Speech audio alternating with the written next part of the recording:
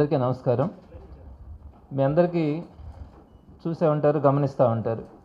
గడిచిన 8 రోజులుగా నెల్లూరు జిల్లా రాజకీయాల్లో ఎప్పుడు చూడని విధంగా ఎప్పుడు కూడా సీనియర్ మోస్ట్ పొలిటీషియన్స్ కానీ ప్రెస్ రిపోర్టర్స్ కానీ అందరూ కూడా ఆశ్చర్యంగా చెప్తా ఉన్నారు, నెల్లూరు జిల్లాలో ఎలాంటి సంస్కృతి లేదు.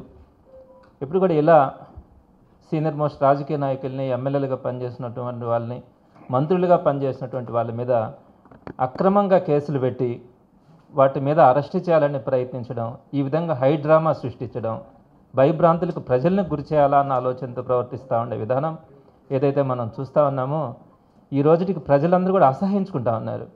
ఒక నెల్లూరు జిల్లాలోనే కాదు, ఆంధ్ర రాష్ట్ర ప్రజలంతా కూడా దీన్ని ఆశ్చర్యంగా చూస్తూ ఉన్నారు, అసహ్యంగా కూడా చూస్తూ ఉన్నారు. ప్రధానంగా కాకాని గోవర్ధన్ రెడ్డి గారి గురించి అందరికీ తెలిసే ఉంటుంది. ఆయనకి సంబంధించినటువంటి అక్రమ కేసుల్లో ఈరోజు అరెస్ట్ చేయడానికి చేసే ప్రయత్నం.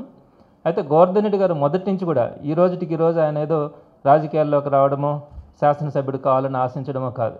వాళ్ళ నాన్న సుమారుగా 18 సంవత్సరాల పాటు పొదలకూరులో సమితి ప్రెసిడెంట్గా ఉండడం, ఒక senior most politician family Nellore డిస్టిక్లో. అటువంటి ఫ్యామిలీ నుంచి వచ్చి ఒక జిల్లా పరిషత్ చైర్మన్ అలా పనిచేయొచ్చు, ఇలా సర్వీస్ చేయొచ్చు, ఇంత మంచి పేరు తెచ్చుకోవచ్చు అని నిరూపించినటువంటి వ్యక్తి గోవర్ధన్ రెడ్డి గారు.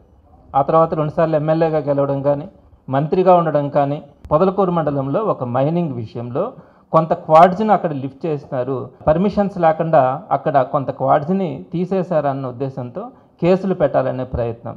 ఈ కేసు సుమారుగా 2-3 నెలల క్రితమే కేవలం గోవర్ధన్ రెడ్డి గారిని నిర్బంధించాలన్న ఉద్దేశంతోనే ఈ కేసులు పెట్టి ఎలాంటి ఆధారాలు దొరక్క సుమారుగా 3 నెలల నుంచి కేసుని ప్రొలాంగ్ చేసుకుంటూ వస్తూ ఉన్నారు.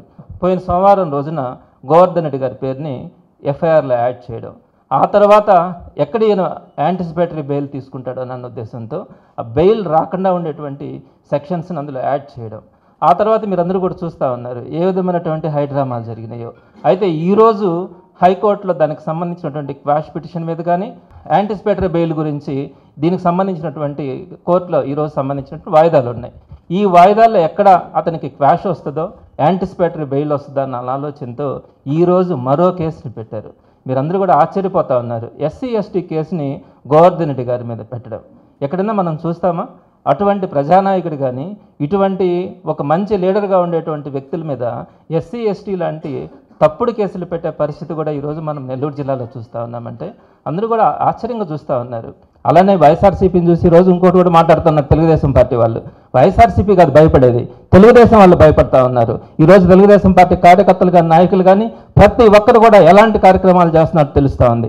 ఈ విధంగా వైఎస్ఆర్సీపీ మీద అక్రమ కేసులు పెట్టడం కనుక ప్రారంభిస్తే రేపు ఖచ్చితంగా వైఎస్ఆర్సీపీ వస్తూ ఉంది. వైఎస్ఆర్సీపీ వచ్చిన తర్వాత అక్రమంగా చేసినటువంటి, నిజమైన అక్రమాలు చేసినటువంటి తెలుగుదేశం పార్టీ వాళ్ళ పరిస్థితి ఏ విధంగా ఉంటుంది? రేపొద్దున ఈ కేసులన్నింటినీ కూడా మనం బరాయించగలమా అని ఈరోజు ప్రతి తెలుగుదేశం పార్టీ కార్యకర్త నాయకుల్లో కూడా ఆందోళన ఉంది. జగన్మోహన్ రెడ్డి గారి నాయకత్వంలో, జగన్మోహన్ రెడ్డి గారు ఇచ్చినటువంటి డైరెక్షన్లో వైఎస్ఆర్సీపీ కార్యకర్త నాయకులందరం కూడా చెప్తా ఉన్నాం, మీరు పెడుతున్నటువంటి కేసులకు కానీ వీటన్నిటికి కానీ భయపడితే రాజకీయాల్లోకి అసలు వచ్చి ఉండేవాళ్ళం కాదు.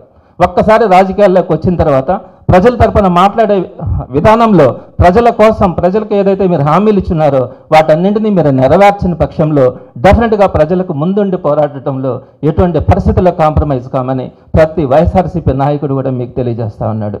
ప్రోత్సాహంతో డెఫినెట్గా ఈ కేసులన్నింటినీ కూడా ఈ విధంగా పెట్టినటువంటి అక్రమ కేసులన్నింటినీ కూడా ఎదుర్కోవడం జరుగుతుంది అని ప్రజలందరికీ కూడా సవినయంగా తెలియజేస్తూ ఉన్నాడు.